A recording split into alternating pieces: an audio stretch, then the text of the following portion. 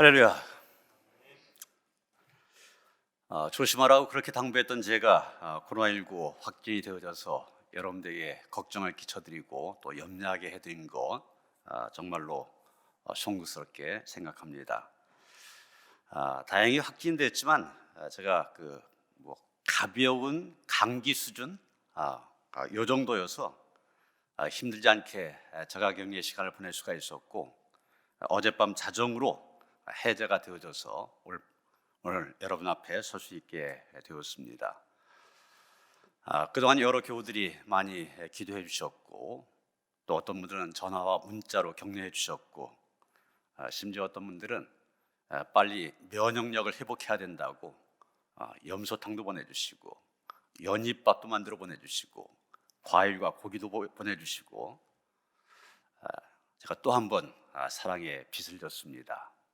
여러분의 그런 기도와 또 사랑이 있었기 때문에 제가 건강하게 다시금 여러분 앞에 서게 된 줄 믿고 감사를 드립니다. 저는 가벼운 증상이다 보니까 제 방에 격리되어는 있었지만 일상적인 일들을 하면서 지낼 수가 있었습니다. 마침 한량식 원고 마감일이 얼마 안 남아서 원고도 쓰고 또 설교 준비도 하며 책도 읽었습니다. 책을 읽기 위해서 책장에서 처음으로 꺼내 들은 책이 전에 한번 여러분에게 소개도 해드린 적이 있는데, 광야를 살다, 제 후배가 쓴 이런 제목의 책이었습니다.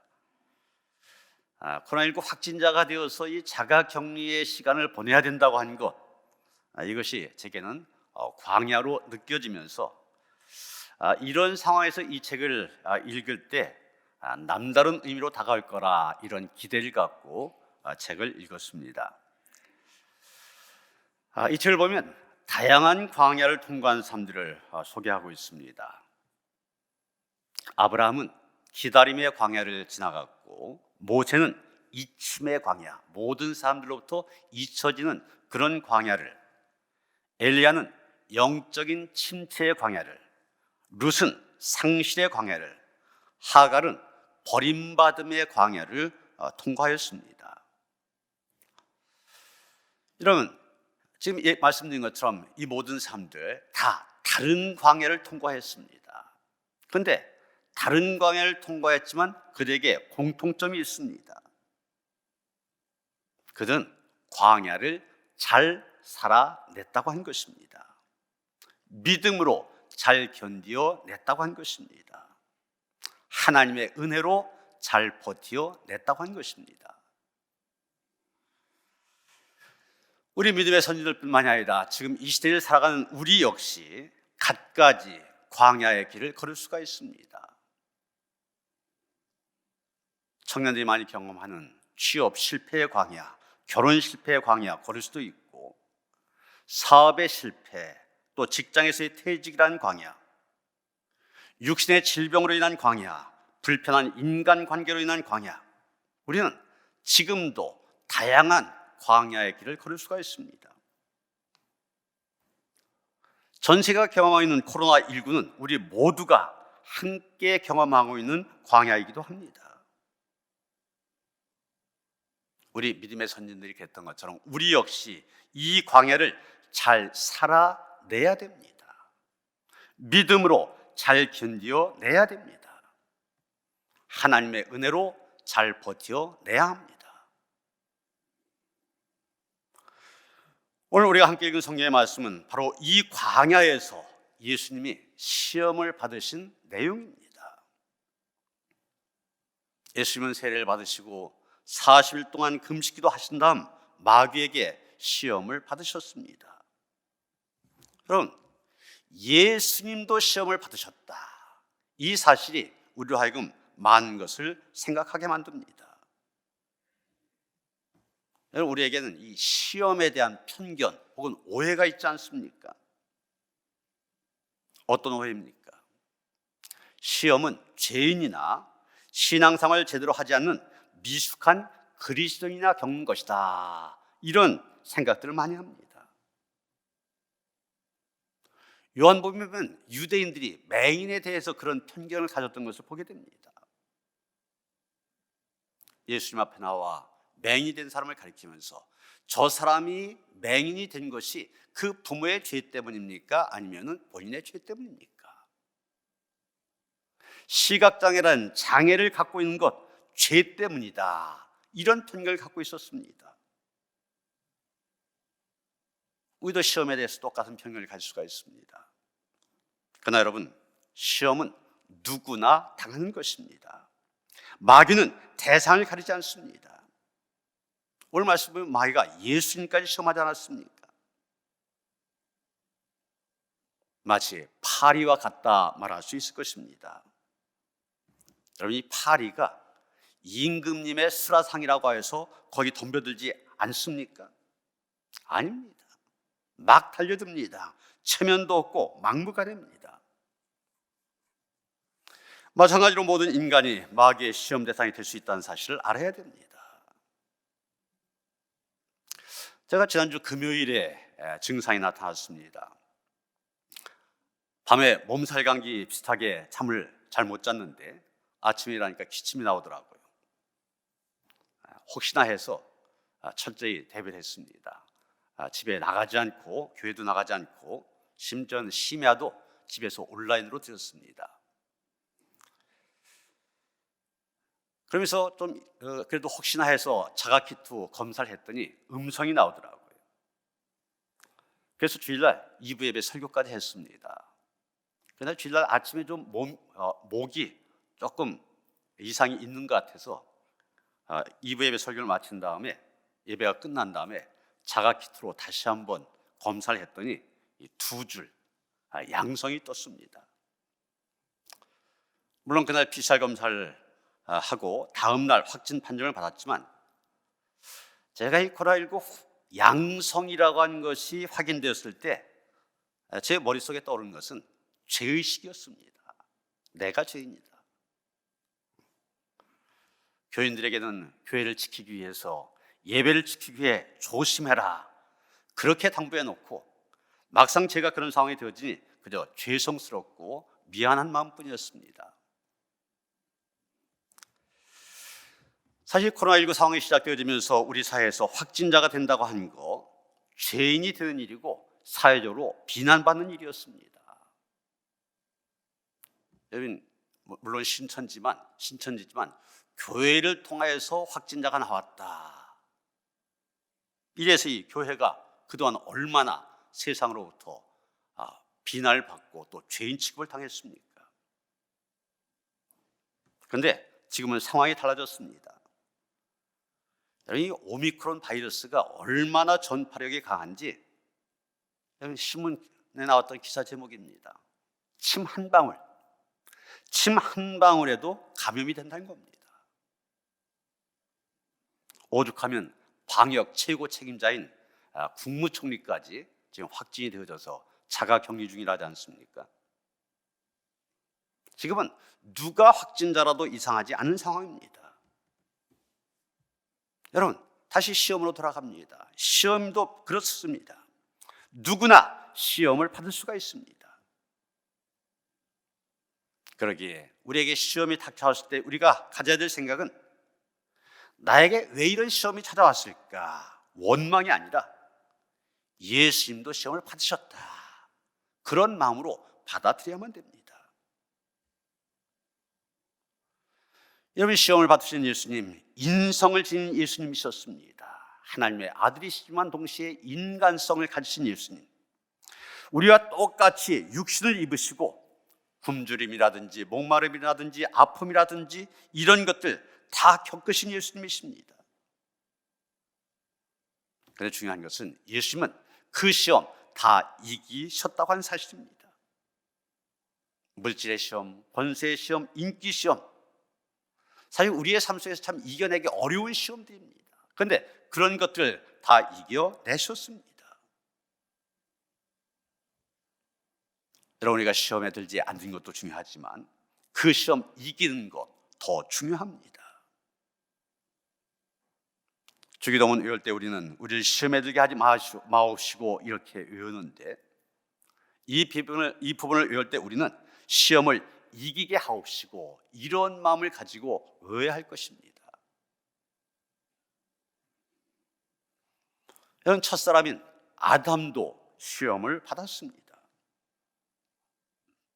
창세기 3장 5절 보면 뱀이 시험합니다. 너희가 그것을 먹는 날에는 너희 눈이 밝아져 하나님과 같이 되어 선악을 알 줄 하나님이 아심이라. 낙원이라고 하는 에덴 동산에도 시험이 있었습니다. 그리고 아담과 하와는 이 시험에서 실패했습니다.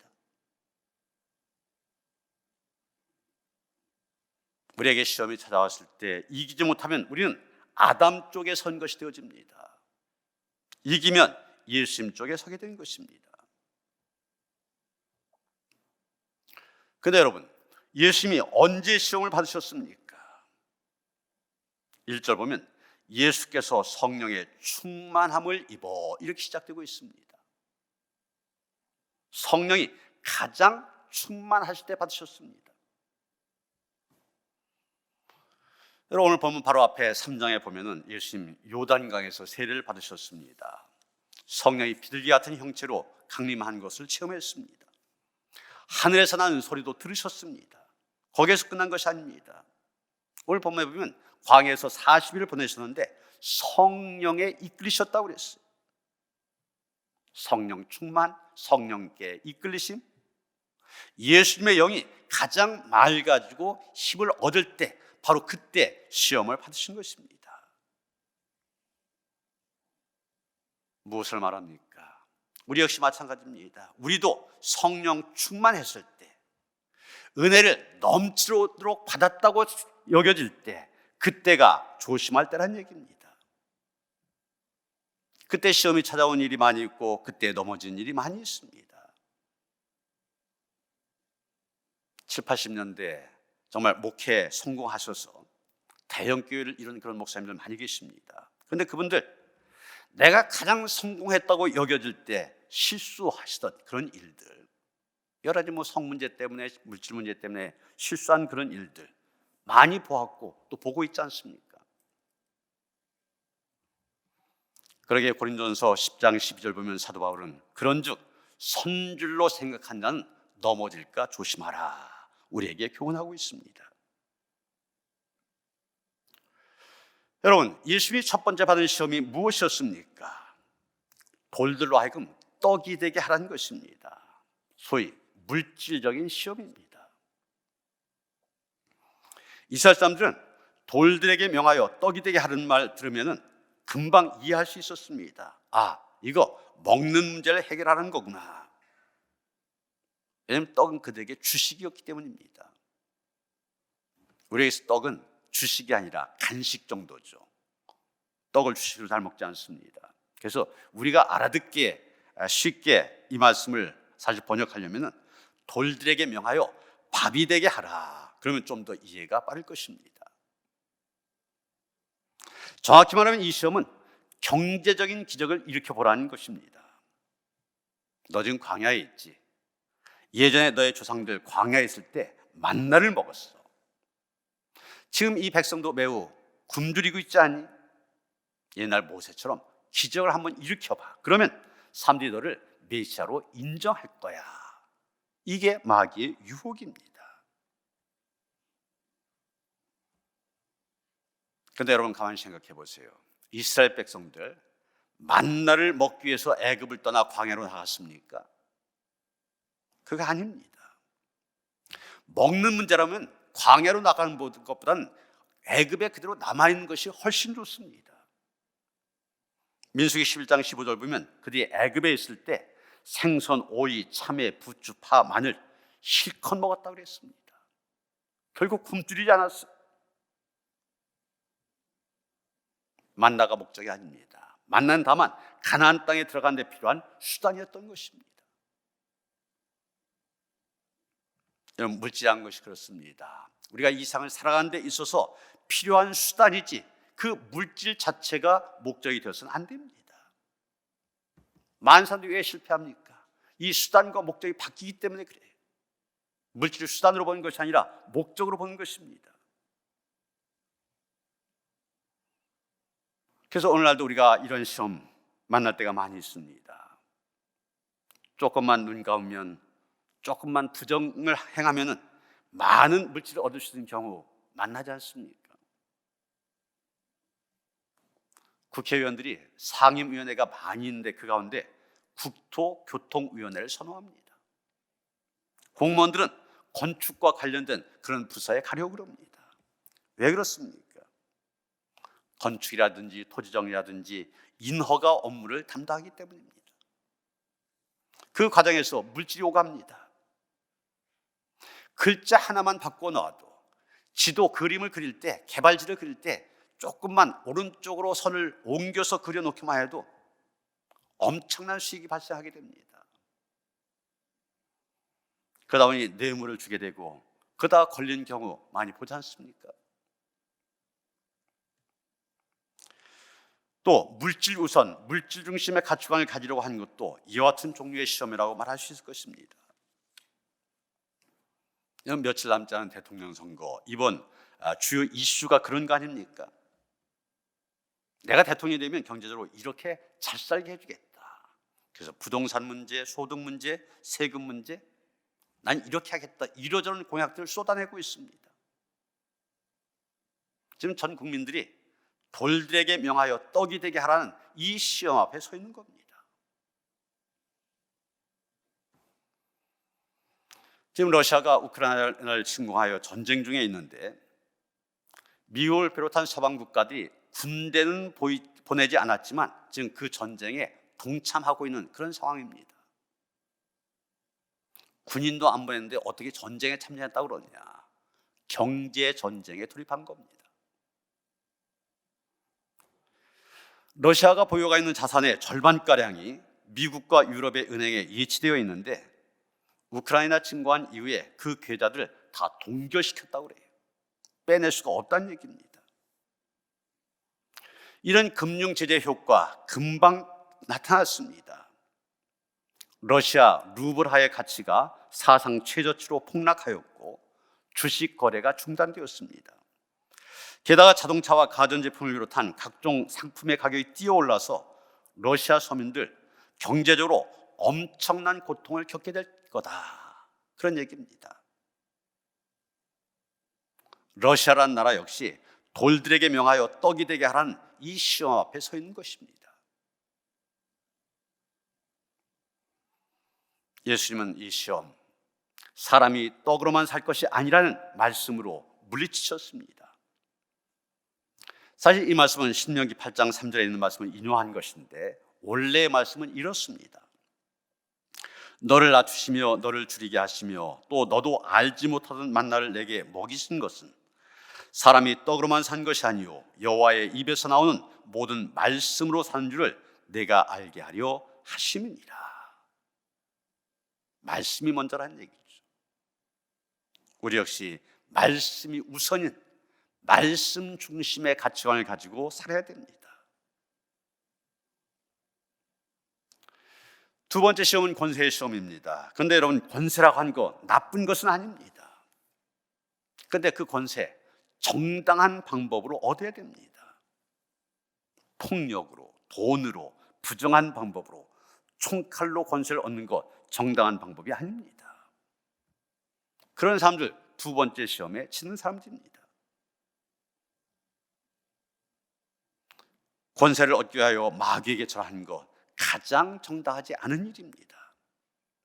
마귀에게 절해서 얻는 권세 결국은 마귀를 위하여 마귀의 뜻대로 사용하게 됩니다. 그래서 권세를 얻는다 할지라도 자기 것이 되지 못합니다. 오늘 본문에서 마귀가 시험을 건 방법을 보게 되는데 어떻게 합니까? 먼저 보여주었습니다. 5절 6절 보면 천하 만국을 보여주고 그 권위와 영광을 보여주었습니다. 저희 천하 만국은 예수님 시대의 세계, 다시 말해서 로마가 통치한 그 시대의 세계였을 것입니다. 아마 환상 중에 보여줬을 것입니다. 보여준 다음에 달콤한 음성을 들려줍니다. 이 모든 권위와 영광을 내가 내게 주리라. 그런 다음에 시험을 겁니다. 그러므로 내가 만일 내게 절하면 다 내 것이 되리라. 미끼를 많이 던져놓고 마지막에 낚시를 던지는 것입니다. 여러분, 우리에게 무엇인가 달콤한 것이 다가올 때 우리는 그 안에 낚시가 들어있지 않나 살펴봐야만 됩니다. 마귀는 너 메시아가 되면 권세가 필요해, 권력을 들고 나가, 그래서 사람들 복종시켜 권유가 있어야 돼, 나에게 절해, 그러면 내가 그 권세 너에게 줄게. 그러나 예수님 그 시험 거부하셨습니다. 오히려 반대로 십자가를 지셨습니다. 여러분, 모세를 한번 생각해 보세요. 애굽의 왕자였지 않습니까? 애굽의 왕자라고 하는 권력의 자리 그대로 가지고 있으면서 동족들을 이끌고 나가려고 했으면 과연 이스라엘 백성들 그를 따랐겠습니까? 아니, 당신이 우리의 고통을, 우리가 겪는 고통을 어떻게 알아? 그러면서 거부했을 것입니다. 당신 가나안 땅에 들어가면 우리 다스리려고 그러는 거지, 아마 그랬을 것입니다. 정당하지 못한 방법으로 권세를 얻으려고 한 것, 두 번째 시험에 지는 것이며, 또 이미 받은 권세 잘못 사용한 것도 두 번째 시험에 지는 것입니다. 다니엘이나 느헤미야, 임금의 측근들, 다시 말해서 많은 권세를 갖고 있었던 사람들입니다. 그런데 이 사람들 그 권세 때문에 실수하지 않았습니다. 잘못된 데 쓰지 않았습니다. 그 권세를 동족들을 잘 인도하는 일에 사용하였습니다. 여러분, 우리도 하나님께로부터 권세를 받은 존재들입니다.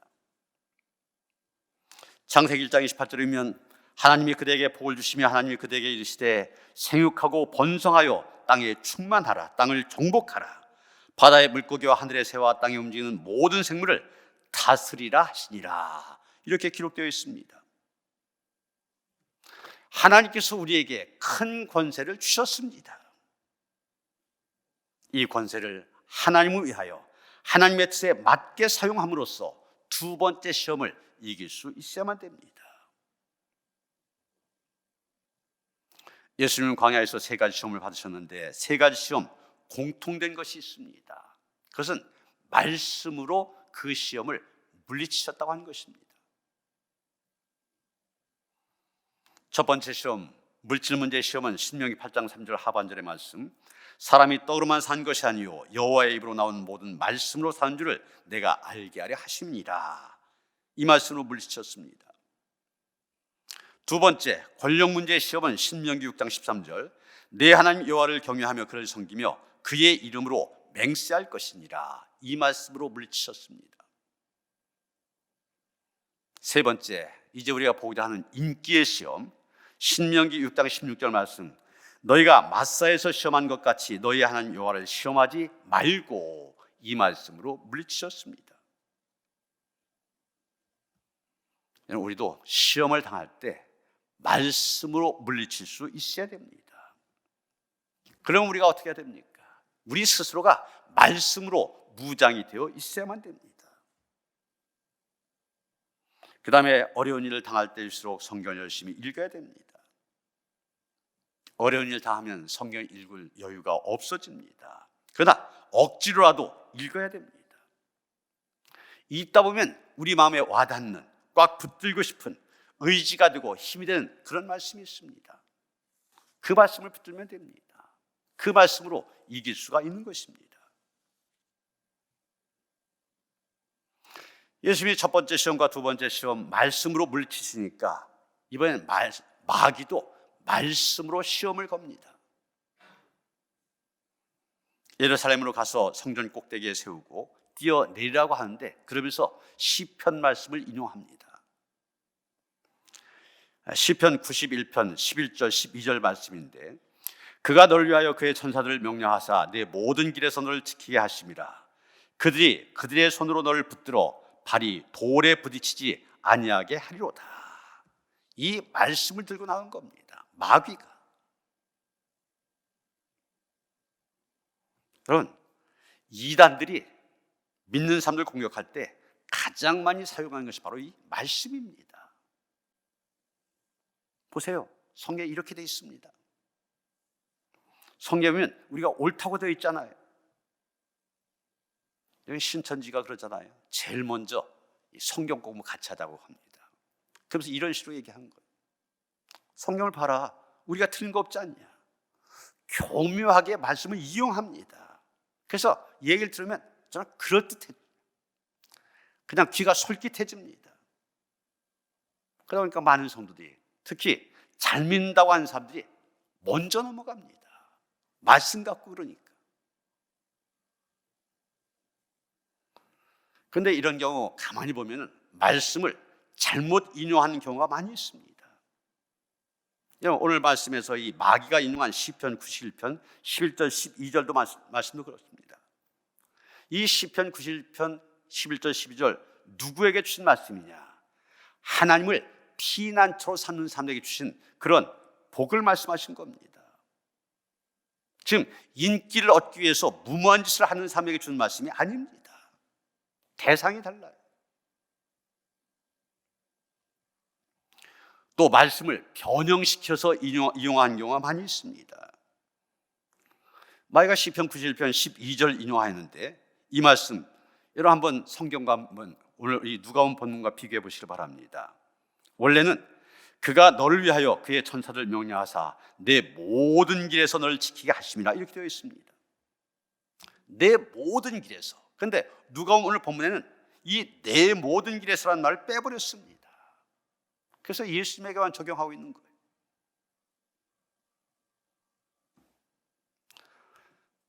말씀을 변형시킨 사람의 시조는 하와입니다. 창세기 2장에 보면 하나님께서 아담에게 동산 각종 나무의 열매 내가 임의로 먹되 선악을 알게 한 나무의 열매는 먹지 말라. 내가 먹나는 반드시 죽으리라 그러셨습니다. 그런데 하와가 뱀과 대화할 때 뭐라고 말합니까? 하나님이 너희는 먹지도 말고 만지지도 말라. 너희가 죽을까 하노라 하셨느니라. 이렇게 말하고 있습니다. 어떻게 달라졌습니까? 하나님은 만지지도 말라는 말씀 아예 하지 않으셨습니다.